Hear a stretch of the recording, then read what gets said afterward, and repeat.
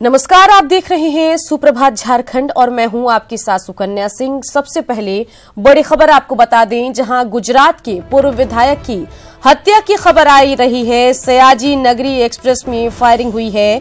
BJP के पूर्व विधायक की हत्या की गई है। कच्छ से पूर्व विधायक जयंती लाल भानुशाली की हत्या की गई है। रात 1:30 बजे पुलिस कंट्रोल को जानकारी मिली। कटारिया और सुरबारी स्टेशन के बीच वारदात को अंजाम दिया गया है। अज्ञात अपराधी ने गोली मारकर हत्या की है। सयाजी नगरी ट्रेन भुज और मुंबई के बीच चलती है। जी हां, ये सयाजी नगरी ट्रेन भुज और मुंबई के बीच में चलती है। गुजरात से बड़ी खबर आपको बता रहे हैं, जहां पूर्व विधायक की हत्या की खबर आ रही है। सयाजी नगरी एक्सप्रेस में फायरिंग की गई और इसमें बीजेपी के पूर्व विधायक की हत्या की गई है।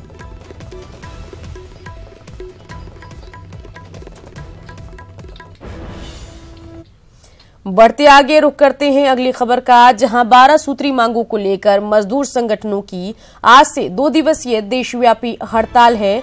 अहम खबर आपको बता रहे हैं, झारखंड में कोयला कर्मी, बैंक कर्मी, बीमा कर्मी, मजदूर, किसान, स्कीम वर्करों के साथ कई निजी संस्थाओं के प्रतिनिधियों ने हड़ताल का समर्थन किया है। जमशेदपुर में पूर्व संध्या पर मजदूर संगठनों ने मशाल जुलूस निकाला।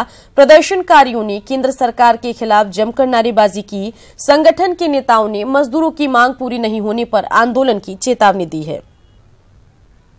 कार्यक्रम लगातार चल रहा है ताकि 8 और 9 का जो हड़ताल है इस देश में, जो आह्वान किया गया है संयुक्त मोर्चा जो ट्रेड यूनियन की बनी है भारत में, उसको सफल बनाने के लिए सब लगातार कार्यक्रम चल रहा है। कि ये सरकार मजदूर विरोधी है, ये सरकार गरीबों की विरोधी है, ये सरकार किसानों की विरोधी है। महंगाई पर कोई कंट्रोल नहीं हो पा रहा है। आज से 2 दिवसीय देशव्यापी मजदूर किसान हड़ताल को लेकर रामगढ़ में भी मजदूर संगठन कई दिनों से तैयारी कर रहे थे।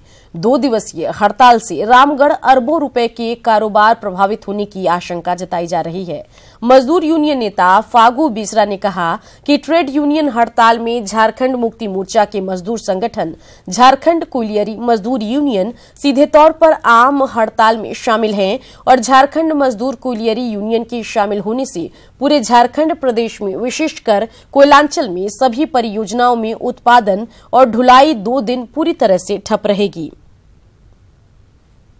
समझते हैं कि रामगढ़ कोयलांचल में इस हड़ताल से उत्पादन और ढुलाई ठप होगी और अरबों रुपयों का नुकसान होने का आशंका भी है। चलिए सीधा रुख करते हैं रांची का, जहां से हमारे संवाददाता उपेंद्र हमारे साथ जुड़ गए हैं।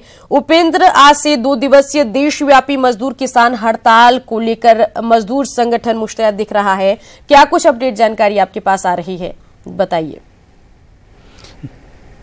देखिए सुकन्या, बिल्कुल इसको आप कह सकते हैं कि मजदूर और किसानों का ये 2 दिवसीय महाहड़ताल कह सकते हैं, क्योंकि पूरे देश भर में 11 जो अलग अलग मजदूर संगठन है उन्होंने कॉल किया है। सिर्फ भारतीय जनता पार्टी के जो मजदूर संगठन है, भारतीय मजदूर संघ, उसको छोड़कर लगभग सारे मजदूर संगठनों ने आह्वान किया है और आरोप है कि सरकार जिस तरह से मजदूर विरोधी, किसान विरोधी नीतियों पे चल रही है केंद्र की सरकार, उसका विरोध किया जाए।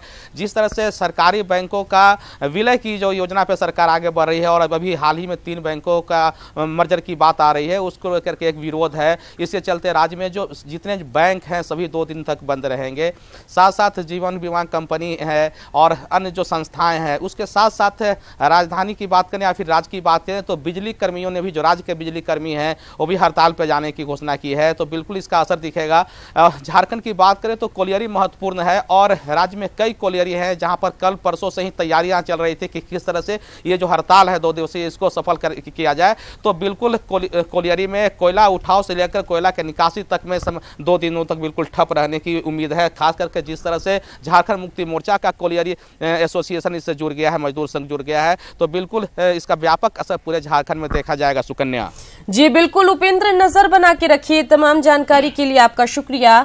और लगातार दर्शकों को हम बता रहे हैं और इसके बाद बढ़ते आगे और अब बात करते हैं धनबाद की, जहां धनबाद के बाघमारा में रंगदारी मांगने के विरोध में हार्ड कोक कारोबारियों ने कोयला उठाव बंद कर रखा है, जिससे मजदूरों की रोजी रोटी पर संकट खड़ा हो गया है। वहीं कोयला उठाव रंगदारी मामले पर जांच कमेटी की आज बैठक होनी है, जिसमें मजदूरों की न्यूनतम मजदूरी तय करने को लेकर फैसला होना है।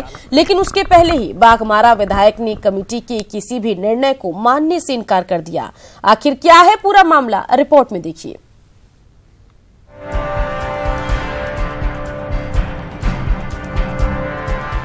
बाघमारा के कोयला मजदूर बीते 2 महीने से बेहाल हैं। दरअसल हार्ड कोक कारोबारियों ने बाघमारा के विधायक ढूलू महतो पर मजदूर लोडिंग के नाम पर रंगदारी वसूलने का आरोप लगाया। साथ ही इसके विरोध में बीते 19 नवंबर से बाघमारा से कोयले का उठाव बंद कर रखा है। हालांकि मजदूरों की न्यूनतम मजदूरी तय करने को लेकर जिला प्रशासन की जांच कमेटी मंथन कर रही है। इसे लेकर आज बैठक होनी है। डिफरेंट मजदूरों से बात करेंगे कि एक्चुअली उनके हाथ में कितना पैसा उनको दिया जा रहा है और किस मोड के द्वारा उनको वो पैसे का भुगतान किया जा रहा है। जो बाकी 2 पॉइंट है कि लेबर कमिश्नर का ओपिनियन लेंगे और मजदूरों को एक्चुअली कितना हाथ में आ रहा है, उसी सब चीजों पे हम लोग डिस्कस करेंगे ताकि एक रेट फिक्स किया जाए। वहीं जांच कमेटी में मजदूर प्रतिनिधि को शामिल नहीं किए जाने को लेकर विधायक ढुल्लू महतो ने सवाल उठाए हैं। साथ ही बाघमारा क्षेत्र में किसी भी कीमत पर पेलोडर से कोयला लोडिंग नहीं होने देने की चेतावनी दी है। कई शर्तें भी तय की गई हैं। मैं वैसे लोगों का मैं विरोध करता हूं जो मजदूर किसान विरोधी है और किसी भी कीमत पर, खास करके बाघमारा विधानसभा क्षेत्र में मजदूर को दरकिनार कर काम नहीं होने देंगे।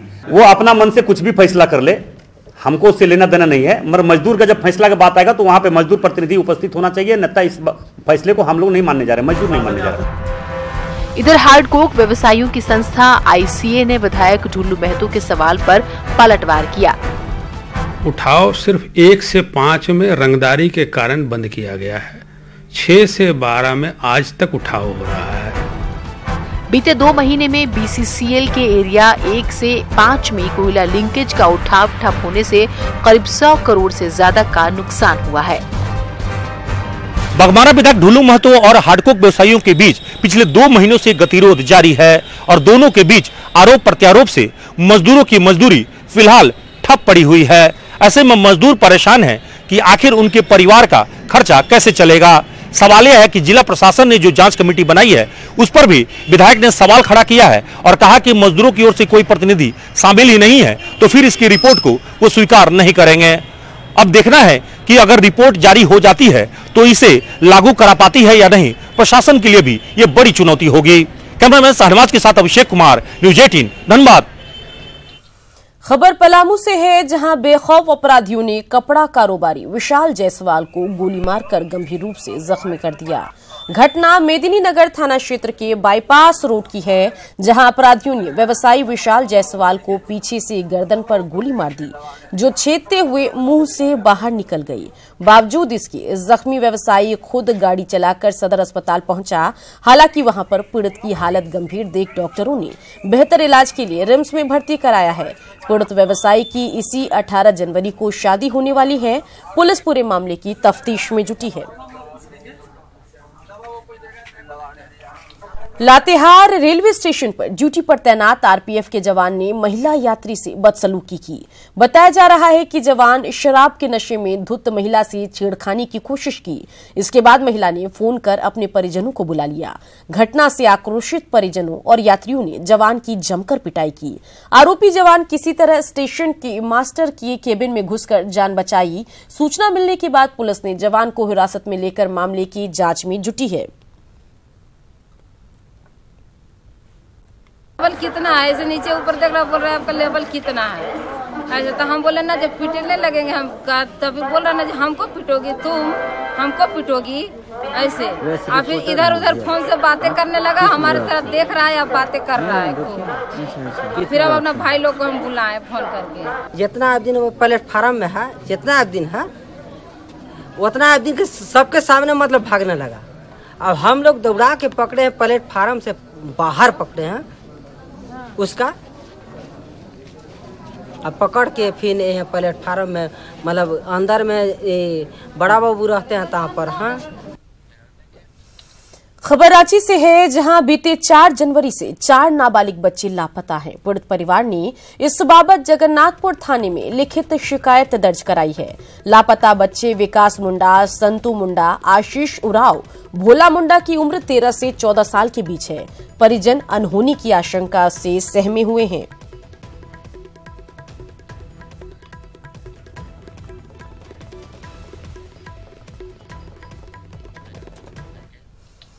घाटशिला के मुसाबनी में पुलिस ने छापेमारी कर अवैध रूप से चल रही शराब की भट्टियों को ध्वस्त किया।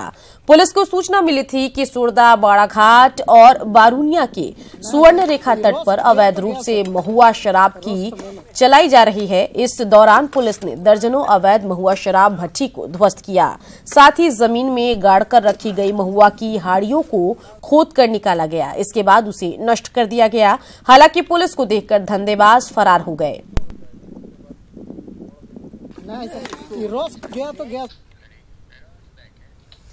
झारखंड को चावल के उत्पादन के लिए कृषि कर्मण अवार्ड मिलने की घोषणा से राज्य के किसानों में काफी हर्ष है। पुरस्कार से उत्साहित देवघर के किसान अब राज्य को दलहन और तेलहन के लिए कृषि कर्मण अवार्ड की उम्मीद लगाए जमकर मेहनत कर रहे हैं। रिपोर्ट देखिए।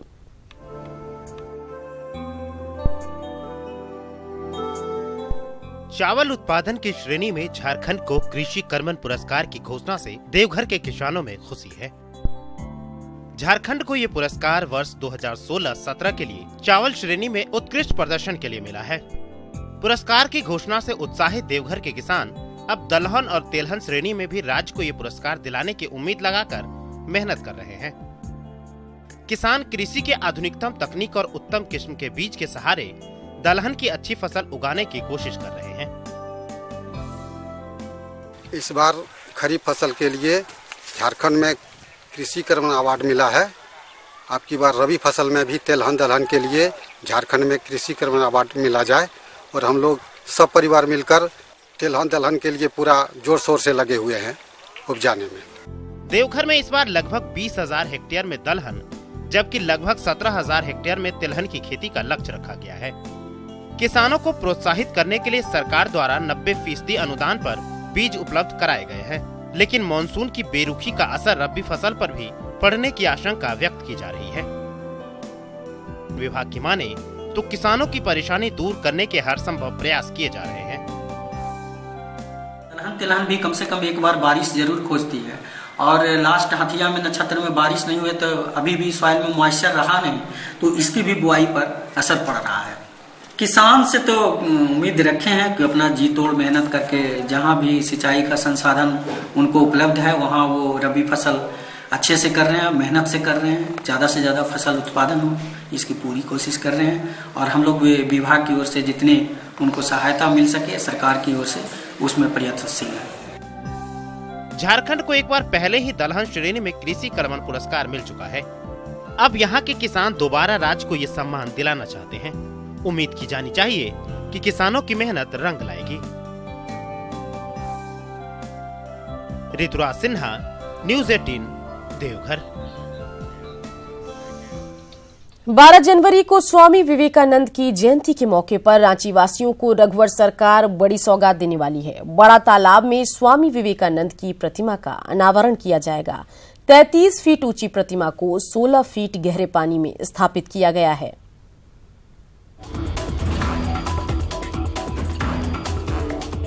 रांची के हृदय स्थली बड़ा तालाब में 33 फीट ऊंची स्वामी विवेकानंद की प्रतिमा स्थापित करने का काम अंतिम चरण में है। 12 जनवरी को युवा दिवस के मौके पर सूबे के सीएम स्वामी विवेकानंद प्रतिमा का अनावरण करेंगे। ये राज्य में स्थापित सबसे बड़ी प्रतिमा है, जिसे स्थापित करना बेहद ही चुनौतीपूर्ण रहा। तो कठिन बहुत है, तालाब भी बहुत गड्ढा है और बहुत मुश्किल है काम करना और हम लोग बहुत मेहनत से रात दिन काम कर रहे हैं और 12 तारीख तक सोच रहे हैं कि हम लोग ये इसको कंप्लीट देने का एक ये कर रहे हैं और सबको ही पूरा मन से ध्यान से चारों तरफ अच्छा से देख के हम लोग काम कर रहे हैं। सीएम रघुवर दास की पहल पर बड़ा तालाब के सौंदर्यीकरण का काम हो रहा है। इसके लिए मैकॉन के साथ उर्मिला कंस्ट्रक्शन और सापुरजी पालनजी कंपनी दिन रात काम में जुटी हुई है। उसमें बहुत ही डिफिकल्ट कार्य था क्योंकि ये एक स्पेशलाइज्ड टाइप का जॉब होता है। ये ये एक स्पेशलाइज टाइप का जॉब था, क्योंकि ये पानी की डेप्थ थी, गहराई थी कम से कम 12, 13, 14 फीट कहीं कहीं पानी की गहराई थी। उसमें फ्लोटिंग कंडीशन में हम लोगों को काम करनी थी। अब फ्लोटिंग कंडीशन में हम लोगों ने काम किया और माननीय मुख्यमंत्री जी इसको 12 तारीख को उद्घाटन कर रहे हैं और ये किसी भी हाल में हम लोग इसको करेंगे और ये निश्चित रूप से हो जाएगी। तालाब के बीचों बीच विवेकानंद की 33 फीट ऊंची मूर्ति लोगों के लिए खास आकर्षण का केंद्र है। वहीं फ्लोटिंग फाउंटेन और जॉगिंग ट्रैक भी बनाया जाएगा।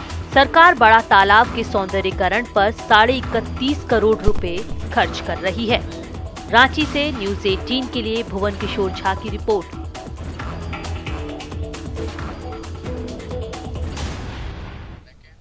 10 जनवरी को रांची के खेलगांव में ग्लोबल स्किल समिट का आयोजन होने जा रहा है, जिसमें 1 लाख युवाओं को रोजगार दिया जाएगा, जिसकी जोर शोर से तैयारी की जा रही है। मिशन के डायरेक्टर और सीईओ ने बताया कि समिट में 17 देशों के प्रतिनिधि शिरकत करेंगे, जबकि स्किल सेक्टर के 12 स्किल कंपनियों के साथ एमओयू किया जा रहा है। समिट 3 चरणों में होगा। पहले चरण में जहां उद्घाटन सत्र होगा, वहीं लंच के बाद 2 सेमिनार का आयोजन होगा, जिसमें मॉरिशस और ट्यूनीशिया के प्रतिनिधि अपने विचार रखेंगे। पिछले दिनों मुख्यमंत्री की दुबई यात्रा का भी सकारात्मक परिणाम सामने आया है। दुबई के एमिरेट्स ड्राइविंग इंस्टीट्यूट के सीईओ भी ग्लोबल स्किल समिट में शिरकत करेंगे। 15,000 ऐसे युवा होंगे जिनको कि हम लोग इस समिट के क्रम में जिनको नौकरी मिल चुकी है या मिलने वाली है। उसके अतिरिक्त कुछ हम अपने जो प्रशिक्षु हैं जो ट्रेनिंग पा रहे हैं उनको भी बुलाएंगे, क्योंकि वो भी देखें और उनको भी कुछ सीखने को मिले। हमारे 1,500 की लगभग संख्या में होंगी जो सेल्फ हेल्प ग्रुप की सखी मंडल की सदस्य हैं, उनको भी बुला रहे हैं, क्योंकि वही काफ़ी अगर हम गांव तक पहुंचना चाहते हैं, लोगों तक और अपनी बात पहुंचाना चाहते हैं, तो बहुत महत्वपूर्ण कड़ी है उसके लिए। अभी एक्सपो 2020 जो 2020 में दुबई में होने जा रहा है, उसमें ड्राइवर की 60,000 लोगों की ज़रूरत है, जो कि क्योंकि वहाँ पर बिजनेस इतना ग्रो करने वाला है 2020 तक कि 60,000 ड्राइवर की ज़रूरत पड़ेगी। तो हमारा यह प्रयास है कि उसमें झारखंड में भी एक ट्रेनिंग इंस्टीट्यूट सेटअप किया जाए और उस ट्रेनिंग इंस्टीट्यूट के सेटअप करने के बाद ऐसा होगा कि टोटल ड्राइविंग का यूएई में 12 मॉड्यूल होता है।